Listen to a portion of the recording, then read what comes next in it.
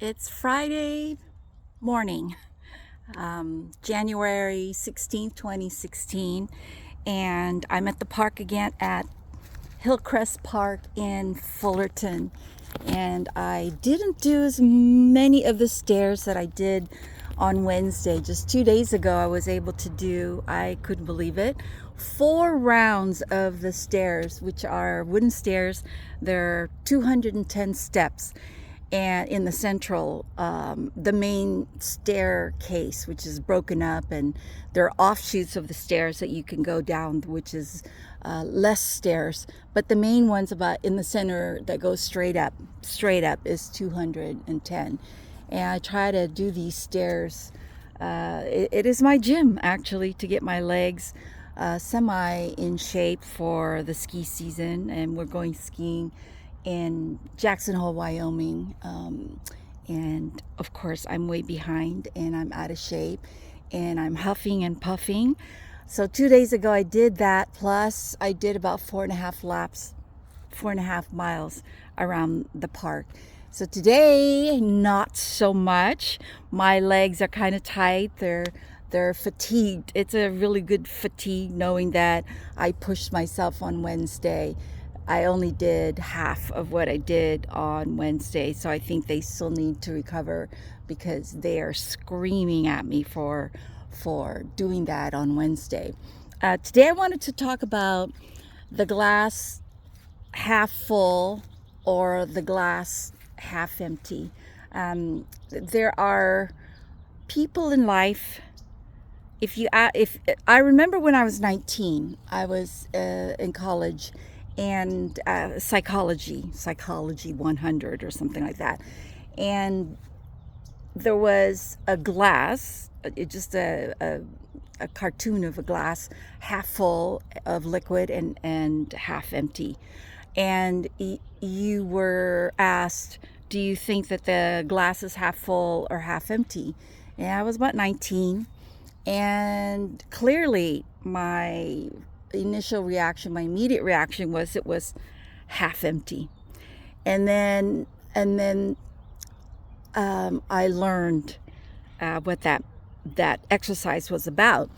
And so I'm in my senior years, and it has evolved in different ways. My early years, as a teen, as growing up, as still young and without much life's lessons. I grew up I've learned most of my lessons in the School of Hard Knocks, and I didn't have a good childhood and wasn't really encouraged or nurtured or loved in the way that people are that I saw in America. So culturally, there's differences. I mean, I had a boyfriend from Argentina, and their family was just so normal. It was just like very strange for me that they would love each other and hug and kiss each other, and they would tell each other I love you, and it was just so 180 degrees from what my experience was as growing up. There's just an extended there's an extended space, personal space for me, and you don't cross into my personal space. And they did studies where culturally, different countries, different cultures had less of that personal space, but I had extended this personal space of don't get near me, stay away. And like France and Spain and Latin America, their space is smaller than I think Asians' personal space. So they're just in Italy. Everybody was people were just hugging and jovial, but my experience was my glass was half empty, and that kind of really bothered me because it was the result of my life's experiences, and never having been encouraged or inspired. And I accidentally got into this nursing program because I was told I didn't have any goals in my life, and I was told that there was a 4-year waiting list at this nursing program. And so I said, well, I'll throw my name in the hat. Maybe, in 4 years, I would have figured out, my major, what I would have done. So I put my name in there and they called me right away. And, my GPA, I graduated with honors from high school, and they called me right away and they said, you're in the nursing program. And I said, no, I'm supposed to wait 4 years, and in those 4 years I'm supposed to figure out what to do with my life. And anyways, so I go in there, and during my clinical time they told me, do not do your clinical in the hospital with this particular teacher, because she's really mean, she's really tough.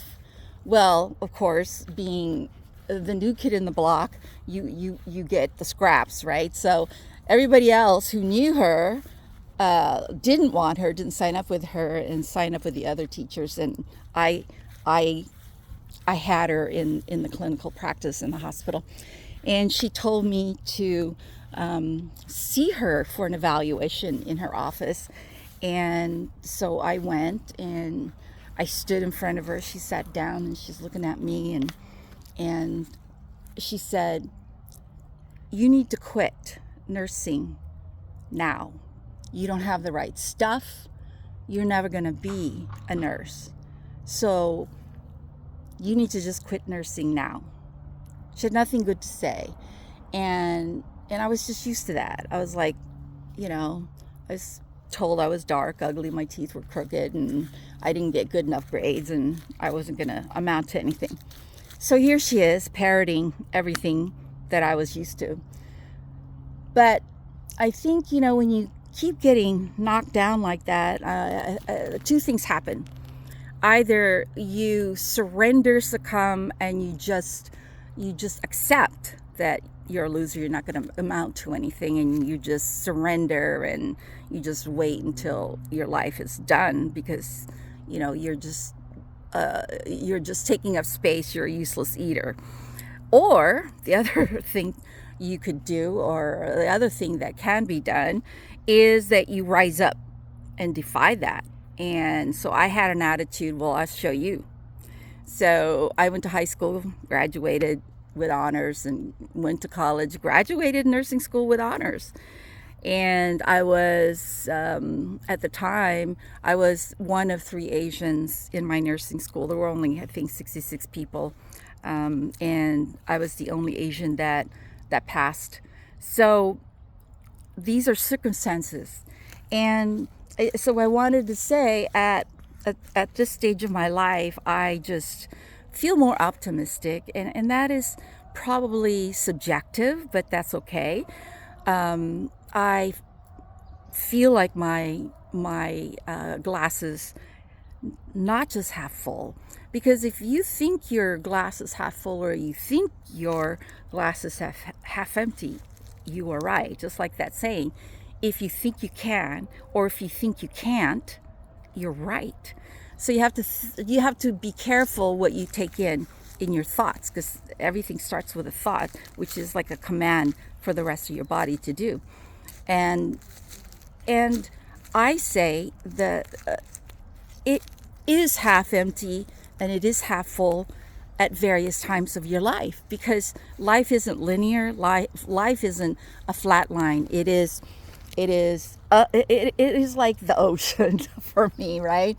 It's, you've gone through like a calm of the ocean.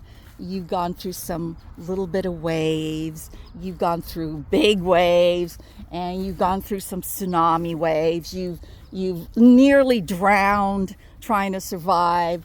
And then there are times where you're just floating freely. And so that's life. And the glass half full and the glass half empty is true, depending on your circumstances, how you are mentally, emotionally, spiritually. And it isn't stagnant. It is actually refillable. So last year, 2025, 2025 was a year of grief for me. And I was just surviving. I was on my knees. I was clinging on to that robe, Jesus Christ's robe, I was clinging to a thread, the last little bit of the lifeline, or the rope of lifeline for me. And I actually got so low. The valleys, right? I've been at the top of the mountains, and I've been in the deep valleys. So I was in the valley, just crying, just when will this end? I can't do anything. I I have nothing left. And I got on my knees and I told God, I said, I literally got on my knees by my bed, and I said, God, I have nothing left. I have nothing left. I've been fighting, I've been surviving, I've been taking care of, this family since I was 10. I've been taking care of patients since I graduated from nursing school.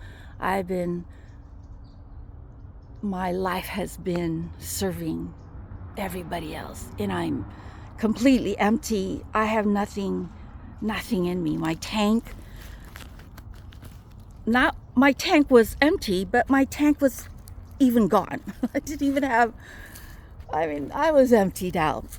And I was just crying and pouring myself out, and God said, good, now I can pour into you.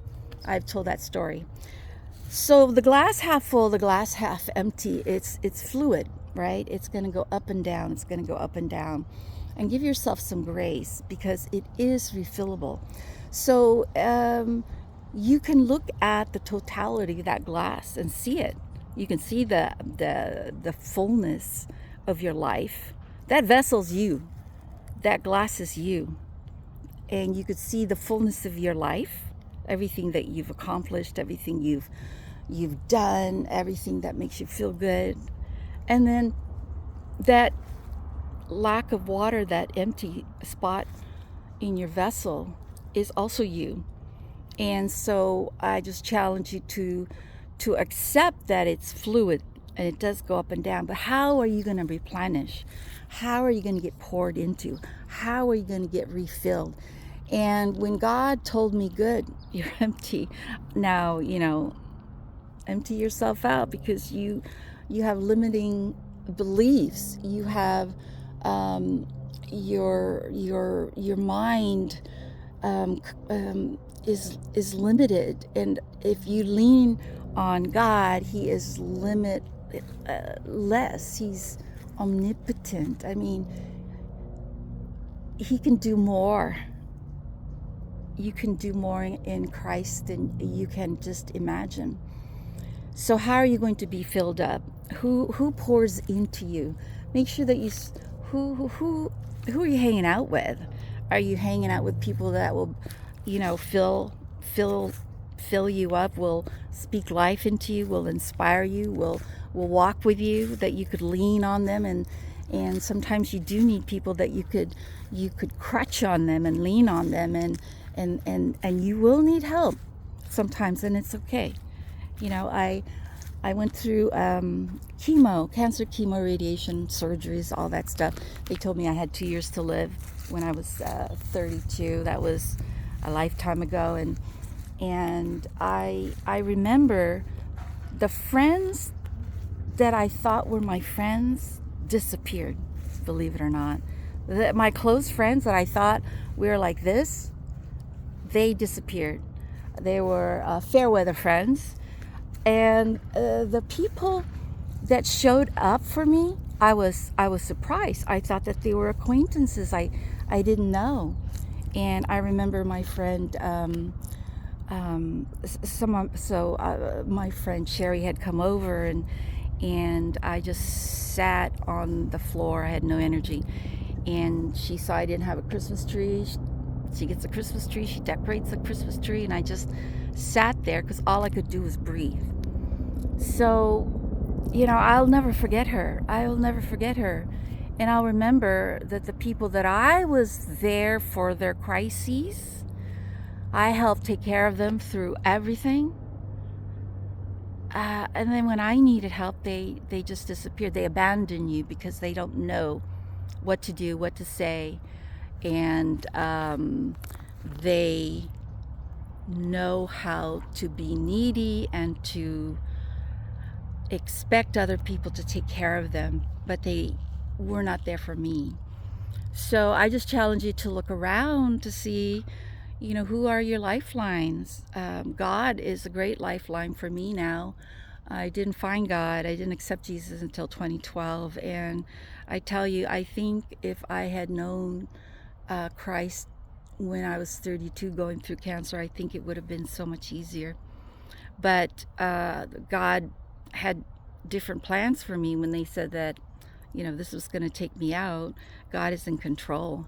And so, sorry, I got distracted, little squirrels, by something on my screen. So I just challenge you, your glass, you are half full and half empty, yes, and you are refillable. And where do you draw? Uh, where do you go to the gas station to get refilled spiritually, socially? Look at your life and see, where is it empty? Is it your finances? We'll make plans. You don't have social support. We'll go to things. Go, if you're depressed, go and walk at the park, at the ocean, and look at nature. Have some sort of hobbies that you enjoy. I like to take pictures here. I just point and shoot. It makes me feel good. I'm not a great photographer, but the camera is a point and shoot camera. I like to listen to music. I like to dance. So these are ways that you can fill yourself. I like to hang out with my friends because they don't expect me to perform or be anything. They just, I just let my hair down, and we not sing very well at karaoke, and we don't dance very well at some places, and some places I go ballroom dancing, and I get together with friends for lunch. And my family, my brother Jay and Marvik are my familial lifeline. So this year, try to make some goals of how to be filled up. Don't beat yourself up if you are in the half empty glass. It is a challenge, because then you could get filled up that much more because your glass is half empty. And if you're half full already, how are you going to really overflow so that you could overflow into other people's cups? And that's what, but I just love that we get to overflow into other people. So we are sometimes like, I saw a vision today of a lighthouse. And in my early years, there's the lighthouse, there's the beacon of light, and there's the darkness out there in the ocean. And I was in the darkness. And then I saw the light, the beacon of light from the lighthouse. I didn't see the lighthouse, I just saw the light. And then I saw the source of that light, that beaming light in the darkness, was this lighthouse, stabilized on ground. And it's a metaphor for God. You're in the darkness, and you see the light, and God is just really grounding you. He's the source of what fills us up. He's the source of what shines light into the darkness. So I challenge you, yes, you are half empty. Yes, you are half full. You can be refilled to overflowing. Remember that. And how you do it is up to you.